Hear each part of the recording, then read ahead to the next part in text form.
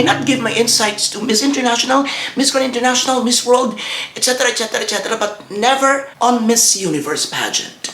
Because this is life. This is our life. This is what inspires us all the time. And it's fast approaching. So hindi na talaga ako mapatali at gusto ko na talagang magkukuda. I really have to talk about Miss Universe kasi parang sasabog kapag hindi ko inilabas. So Miss Universe, iba ka! After Michelle D, our very own representative, Philippines representative to Miss Universe, let me talk about Anntonia Porsild, Miss Universe Thailand 2023. Hindi ako nag-ingay nung Miss Universe Thailand pageant, but I watched it. I watched how Anntonia Porsild won the crown, and I think she fully deserved it. She was poised. She was elegant. She speaks well. She was dressed well from head to toe. The most ideal girl to represent her country, which has been longing for its third Miss Universe crown. I could still remember when Nip Nakenkanop won Miss Universe. I think that was in the late 80s. I was in my teens, and I was really religiously watching every edition of Miss Universe. Ganun ako kaloka sa Miss Universe. I'm sure umay na kayo sa pagkilala kay Anntonia because there have been a lot of vloggers and blogs about her. Marami ng ganun. But, let me just do my own thing. So from Wikipedia, Anntonia was born in 1996. That makes her 27 years old. She is a Danish Thai model, and she was crowned Miss Supernational in 2019, making her the first Thai woman to win that crown. So her father is Danish, her mother is Thai. She has a younger brother and lived or grew up in several countries: India, Denmark, Spain, Thailand, and in Vietnam.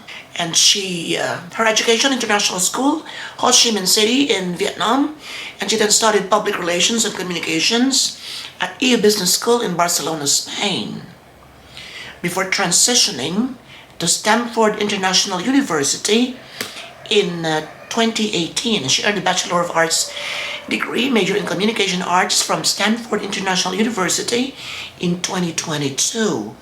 And she plans to pursue Master of Business Administration or MBA, having been awarded a full scholarship. So let's talk about her beauty. Let's go to the physical. Next to Amanda Obdam, I still forget the spelling of her surname up to this time. Amanda Obdam, I think I'm correct now. I was hooked to her. I think she was my choice to be the winner. I think I placed her at my top one sa aking annual forecast. That's the very first time that I placed Thailand on the top of the rankings ever. So I was really thinking that she would win, Miss Universe. So I was really frustrated. I don't know what lacked in her, but I think she was more than good enough to win the coveted title. From among all the representatives of Thailand from maybe 2015, siya talaga yung pinaka-bet ko. Kaya medyo na-shock ako ng konti nun. But anyway, life must go on. Past is past. So let's focus now on Anntonia. Both A's, Amanda and Anntonia. They have similar beauty. They have similarities in skin tone, I think so. In their projection, in their styling, a lot of similarities. So I'm also rooting for Anntonia during the Miss Thailand pageant. It can never be denied that Veena was the top choice, not only of some prominent vloggers, but also of the general Thai public.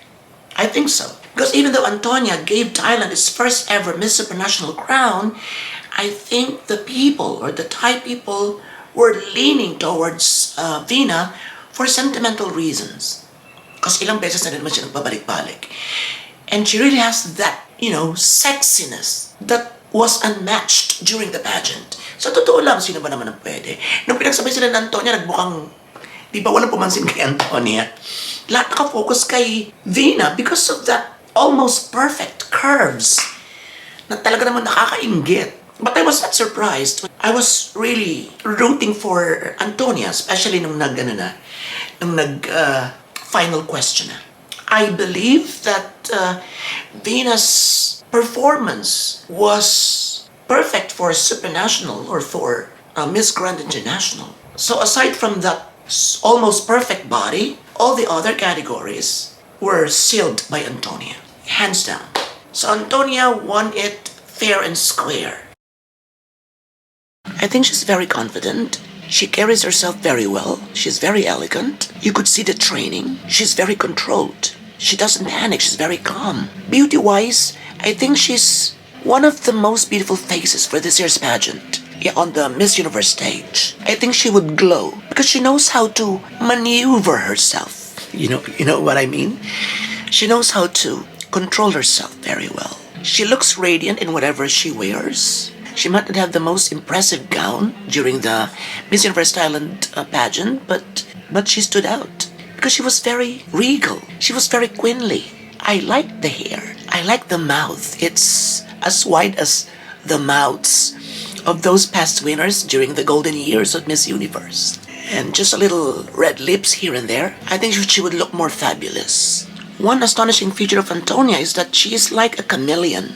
Or hunyango sa salitang Pinoy. She's changing her looks without much effort because she's like that. She could magnificently change anytime she wants to. At one time, she would look like of an Indian descent. At times, she looks like a European. One time, she would look like a Latina. Most of the time, she would look like a Filipina. About the kuda.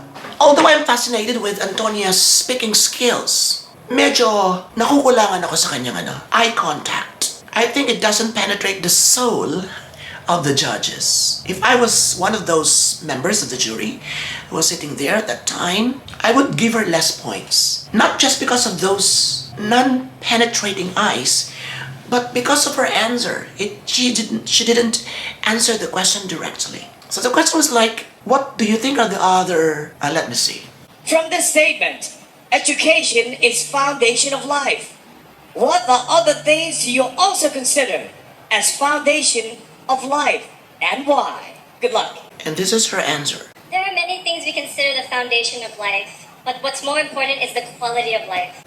You see? So hindi niya sinagot ng diretso yung tanong. Kumbaga, palagay na natin ang tanong is, what do women need to do to gain equality? Na parang sabi mo, what's more important is, what do women want to do to achieve equality? Alam mo yun? Parang ganun lang. So she gave a well-spoken answer, but it was dull because of that lack of eye power. And also, her answer became just short of being irrelevant because hindi kanya sinagot yung question. Pero it was eclipsed by her good speaking skills, by her eloquence. But it could have been much stronger if there is, a great eye contact. There is a focus. She looks at the judges straight to their eyes, but, there is no power. That's what I'm talking about. There is no impact. There is nothing that could magnetize the judges. Parang ganon. That's my personal opinion. Still, I must say that with that kind of answer, it doesn't diminish the fact that she is a talker. You could still squeeze a lot of essential information, juicy ideas, and intellectual reasoning. So, she's still one of those girls that we have to watch out for, particularly from someone who comes from the Philippines, who always have high expectations from our very own representative. And majority of us tries to ignore the shortcomings or the weaknesses of our very own candidate just to, fight it out or battle our greatest rival, which is Thailand. Well, I love Philippines, but I love Thailand because I stayed there for almost 6 years. I worked there as a teacher. So, in general, I love Antonia. But I won't tell you right now how does she fare in my top 16 rankings. I would be giving a follow-up vlog that would feature my top choices or my front runners for Miss Universe 2023. Will Thailand make my top 5? Will Philippines make my top 5? Would I go for Sin Stealer Nicaragua or Mrs. Colombia?